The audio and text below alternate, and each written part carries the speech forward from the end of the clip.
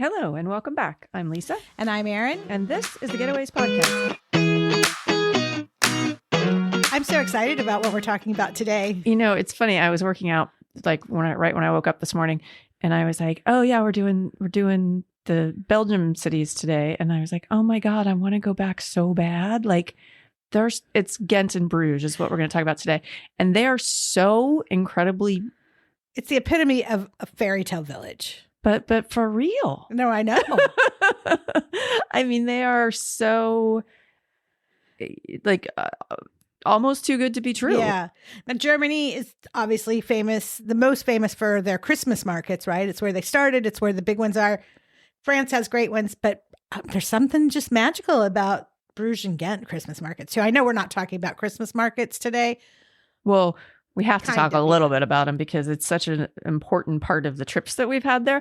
But we've been there. Okay, so for Bruges, we've been there twice. Correct. And for Ghent, I've been there 3 times. You've been there twice. Yeah. But actually, no. You've been there 3 times and I've been there 4 times because we just drove in for lunch one day with my sisters. We did. So yeah. So should we just start with Bruges and start with those trips? Yes, because Bruges was the first. Bruges was the first. First place in Belgium we'd ever gone. Yeah. And we went with my nephew, Jonathan, for a weekend, basically, right? Yeah. We got an Airbnb on that trip, which could go down as a fail. I mean, it was beautiful. It's a 50-50. It was a beautiful Airbnb right on the canal, right on the edge of the center. Uh-huh. Well, okay. So what we've learned from living in this part of Europe is that the stairs can be very, very steep. The stairs in the Netherlands in houses are very, very steep. Mm-hmm. So we're used to steep, and Rex is used to. These weren't just steep though. And Rex is used to steep. Yeah. But they were metal and they were slats, but they were also the part that like threw me over the edge was that you had to walk the way that they wanted you to walk, because on one step it would be like a place for your left foot. And then the next stair would be a place for your right foot. And so on and so on and so on. So it wasn't like you could just, willy-nilly walk up and down the stairs. I mean, you had to step on the place that was intended for your foot or else you would fall. And when I say metal slats, these things were sharp too. Like you would have hurt yourself if you fell down those stairs. Well, and Rex wouldn't have never been. Yeah. But that wasn't the bad part. That was not the fail part of this house. Talking about the stinks? Yeah, the stinks. The stinks were the fail part. Yeah. And mainly you. Mainly. Oh, it wasn't me. Mainly the downstairs for some reason. Yeah, the bathroom and the downstairs, which again, like the things that we've learned since we've been here, like there's a weird thing about like airing out your house when you live in a very wet area like the north, like this part of Europe. Like everybody you say they have to open your windows for like 10 minutes a day at least to like air things out. Well, you could have aired that place out for days and it still would have had the stank. I mean, it was so terrible. Weird. Yeah. I think it must have been just because the sewer must have been right underneath us because we were right next to the canal. It was so stinky. But the funny thing about both Ghent and Bruges, we have stayed in Airbnbs, but they're not easy to find at all. No, and not cheap. Like I will say that Bruges and Ghent, because they're so small and so encapsulated by just nothing around them. It's not, I mean, you can get to it from Brussels quickly, but it's not like you've got a lot of suburbs and stuff to put Airbnbs and hotels. Like there's few hotels, much fewer than like here. Well, yeah, I mean, it's a smaller city. Yeah. And there's barely any Airbnbs, and the Airbnbs are not cheap. The hotels are not cheap. The hotels are not cheap either. But they're very few and far between, the Airbnbs. So I think we were very lucky. And aside from that one, we've had pretty good luck in both cities. Well, our hotel in Ghent was great. Yeah. Our Airbnb in Ghent was perfectly located, was huge, and it smelled a little like it wasn't the dog. winning any style awards. No, but it was there were a lot of us too. There was a lot of us, and it was very functional, and I thought it was great. And the other Airbnb we got in Bruges was fantastic when we went at Christmas time. Yeah. All right, so let's back up to Bruges. Sorry. We went on a little tangent there. So Bruges, I knew about Bruges because of the movie. I didn't know about either place. But the movie I'm talking about is the Colin Farrell in Bruges, I think is what it's called, right? Mm-hmm. It is one of the, just like we said, it's storybook, fairy tale, like stunning architecture places I had been. Yes. And it's very small. The center, like most villages its size, is mostly walkable or only walkable. Yeah. Except for the horses and carriage that take you from the main square and will take you on a little tour around the historical area. And then the city's also called the Venice of the North because there are canals absolutely everywhere. So you can also jump on a little canal cruise. Which we do every time. But the most magical time was when we did it in December with my sisters and Megan. Snowing. And it was snowing so hard and so like, you know, when the snowflakes are so big that they're like just floating for like 5 seconds, like right in front of you. Like it was so like we stepped into a snow globe. Yeah. Like it was dumb. I think about that. Yeah. I mean, because it was kind of like just, you couldn't have scripted it better. No. Okay. So going back to our trip with Jonathan. So we checked into the Airbnb and then we had a really hearty meal. Do you remember that place? We did, yeah. Where they're very into like, it's cold. We were there in fall and about this time or a little earlier, I guess. But they have very, very hearty stews. Yes. And I don't know, did you It have feels stew? like northern Italy to me, like the polenta-y. I know it wasn't polenta, and stewed meat kind of thing. Yeah. I think we had deer. Did we have deer? It was definitely game, like gamey meat. Yeah. And like a lot of sausages, a lot of potatoes. Yeah. Which I know sounds heavy to a lot of people, but when it's cold, and we actually sat outside that night. We did. There's nothing better than like a hot, rich soup and potatoes and bread and me getting larger by the second. Yes. And with a good cold Belgian beer. Can't beat it. For you, not for me. How was that Belgian wine? But so we had a really nice dinner. And then Jonathan and I with Rex, did a like 2-hour walking tour in the morning, which took us through, we saw a lot of the city and we saw like the open air market and we went through all the churches, had a really kind of a nice like global view of the city. And then we came back and what did we do next? We did a waffle making class. And Waffle beer and tasting. Oh, yes. So, yes. Yeah, it was both. Really early in the morning. Not early, but like 10 o'clock. 10 or 11, I think. Yeah, because we got up early to do the tour. You did, yes. And so we started off with a beer tasting and we tasted like 4 different beers and then made our own waffles and then made our own hot chocolate. Yes, it was kind of the perfect morning. And then we loved it so much that we then brought my sisters and Megan back to do it when we were there at Christmas a few years later. Did we do the beer tasting with them? Or no, because that was like morning. I think it was like at 9:30 when we did that. Yeah, okay. Not that it matters, but I think it was just the hot chocolate.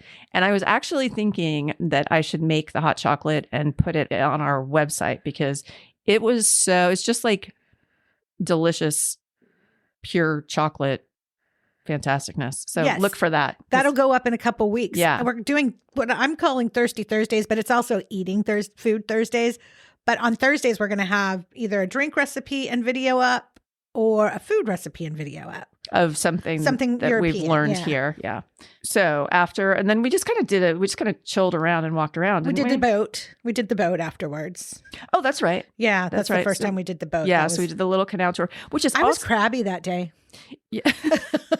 Shocking. Which it was also like, it's like €8 a person or something. Cheap. Yeah. Like it's not expensive. 3 or 4 pickup places. Yeah. And regularly. Yeah. Like in it, like every half hour, if not less than that, people are coming in and out. It's very Venice in that sense. Yeah. So definitely recommend that. Cause it's also just interesting to see the city from a different perspective. And like you get a little tour. So yeah, definitely recommend that. It's also just kind of the place that you get lost. We did stumble into quite a few chocolate stores. Well, I know, that's what I'm saying. You just kind of wander and all of a sudden you're like, oh my gosh, look at that place. Like everywhere you turn, there is like beautiful chocolate shops with every version of chocolate you could possibly imagine. I mean, is Belgian chocolate the best chocolate? Well, it depends. If you live in Switzerland, then they're going to say no. But if yeah. But yeah, I mean, it's kind of just the place where it's like, you don't really have a huge, big agenda. You just kind of like wander through the streets and eat a lot of chocolate and French fries and enjoy the scenery. Yes. Now, as we said, it is hard to find housing or hotels in Bruges. It is about an hour, a little under an hour from Brussels by train. Oh, I'm not sure. Yeah, it's quick. It's Okay. quick. But what I will say is don't need a lot of time in Bruges. No. No, especially if you're not going at Christmas time, I mean, I would want to hit all the markets and kind of be very You could leisure. still do that in 2 full days in Bruges. I like to take my time. Because there's only like 4 Yeah. markets in Bruges. Yeah. But so you can combine it you can combine different places if you're going to. It's not somewhere you go for a week. Well, no, absolutely not. So Bruges is definitely a place you want to go. It can get a little crowded. It can get a little touristy. You can go any time of the year. I would definitely encourage you to go at Christmas. But if you want to see it a little less crowded, I would hit the off seasons, plan for a day or two, plan ahead. Probably you're going to do a hotel because it's not that easy to find Airbnbs. Now we'll move on to Ghent. Yeah. But since we're moving to Ghent, my question is, do you think Bruges is more crowded than Ghent? Bruges is definitely more crowded than Ghent. I don't even think most people know about Ghent. Do you think Bruges is more crowded than Ghent at Christmas time? Because the Ghent Christmas market is way better. Yeah, I don't know. Okay. But Ghent. Okay. So the first time we were there, we did just a 1-night stop during Christmas time on the way to our Christmas vacation to the UK. On the way to the Cotswolds. Yeah. Stayed at the NH Hotel, which was perfectly located. Perfect. And really nice and not crazy expensive. No. Then I went. And it had Lisa's dream Christmas tree. It did. It totally inspired. It didn't actually end up being anything that I did, but it inspired a whole Christmas theme in my head. Second time was in fall with my sister. We stayed at the Ibis Hotel a little bit outside, like on the very, very beginning of the outskirts of Ghent. You stayed at Ibis? Yeah, it was really nice. And then we were able to walk into the center, easy, no problem. And then the third time we went with my other sisters and Megan at Christmas time for the markets, and we stayed on an Airbnb. That was the one that we mentioned earlier. That was also just kind of right outside the center, but we could jump on a tram and be in the center in 15 minutes. Yeah, even less than that, I think. And it was a big house because there was a lot of us, 6 of us. Yeah. All right, Ghent. So the first time when we went on the way to England, mm-hmm. we were with our friend Katie, and it was our first time, and it was so magical. Like it was the best Christmas market ever. It was, yeah. It's the whole town. Yeah, I forgot to visit. You forgot to visit? Yeah, because we drove in. My sister wanted to see it, so we drove in for lunch. We did. And that's what inspired us to come back for the whole Christmas market weekend. With your sisters. Yeah. Because we had already been there for a Christmas market. Yeah. But yeah, so the whole town is a Christmas market during Christmas in Ghent. I've never been not Christmas. You have. Yeah, I have. So there's it's a very small medieval village city. Bigger than Bruges. Is it? I think so. It doesn't feel like it to me, but it's very, again, lots of canals, lots of history, lots of incredible architecture. We did walking tour there, a self-guided walking tour. My sister and I did when we were there in fall, and learned there's a lot of like dark history that's happened there, but it's just a really, again, kind of magical storybook fairy tale location. But yeah, lots of history. And we did the castle Mm-hmm. of Counts. You did that tour too with us, didn't you? No, we went into the basement. Oh, only. okay. Okay. So there's a big castle in the actual city of Ghent, and it's the Castle of Counts, and you get tickets and you get an audio tour. And the fun thing about the audio tour is it's given by I don't even know where he's from, but he's a stand-up comedian, and he does the whole tour. And so he takes you through and tells you all of these funny stories and like has you look up at certain places and see things you wouldn't see. It's a super, super fun tour. And it only takes probably in total less than an hour if you're just kind of following along with his guidance. But it's historical, it's interesting. It's also really cool because you're in the middle of this insane city and in a castle. And then they do it all up for Christmas too. So, and there's a basement bar that's really cool that you can go to during Christmas. I don't think it's open the rest of the year. It's very, very cool. Yeah. And during Christmas, they do like illuminations on the outside of the castle that are really cool. And the interesting thing, talking about like dark history, right across the street from where the castle is, there's a little square. And that's the square where they did all of the public executions. Where the French fry place is? Mm-mm. Oh, okay. And so it obviously has a very dark history, but people would watch and the royalty could watch from the castle.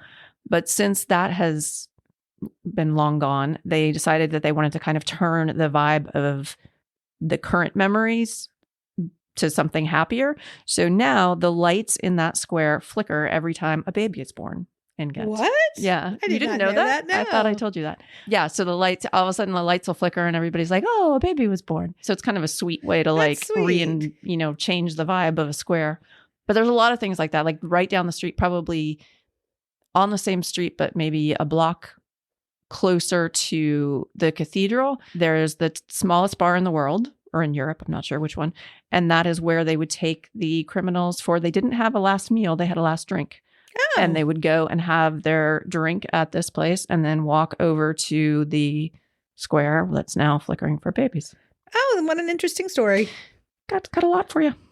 You know what else is in the square right by the castle? The best French fries we've ever had. Well, up a little bit. That's the other square. That's where the little bar is. So it's like a block up. Okay. Yeah, but that's called Frites Atier.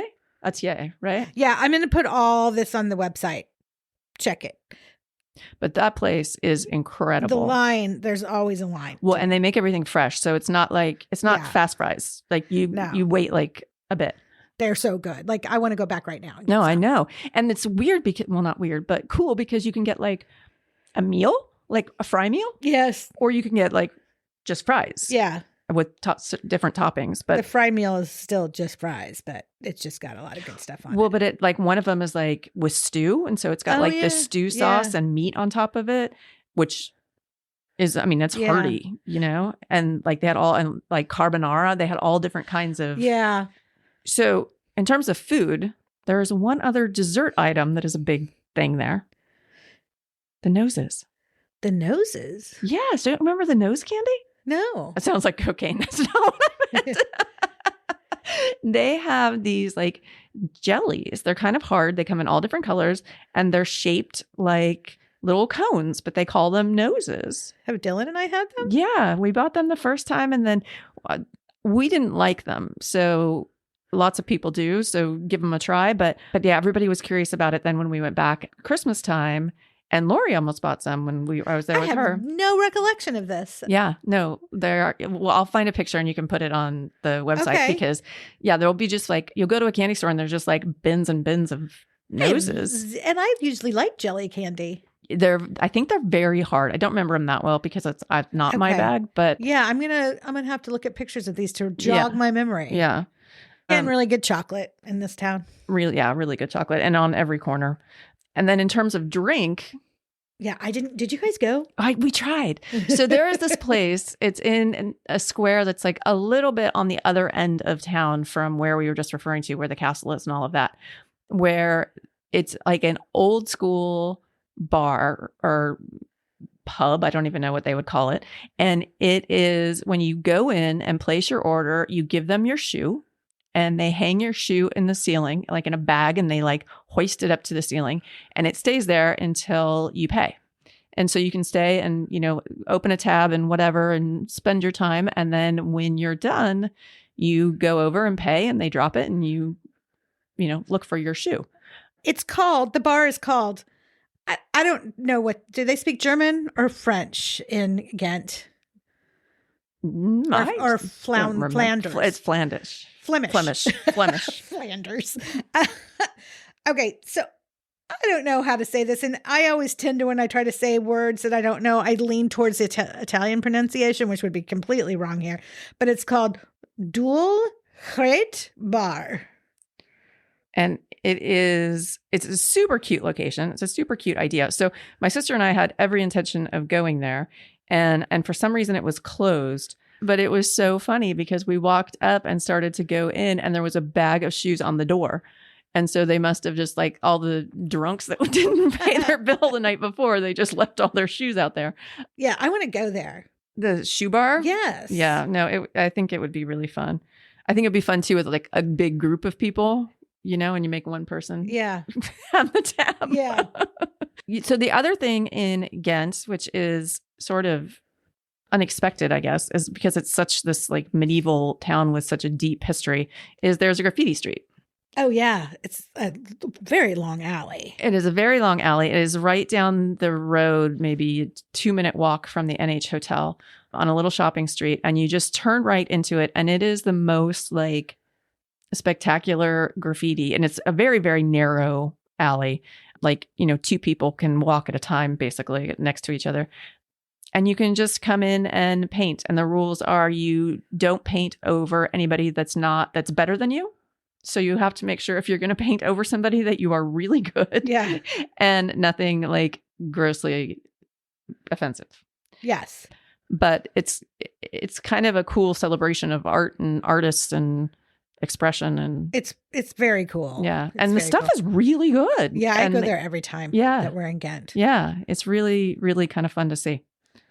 And short of that, like just walking around the center day and night is just so nice. They've got great shopping. They've got great little stores.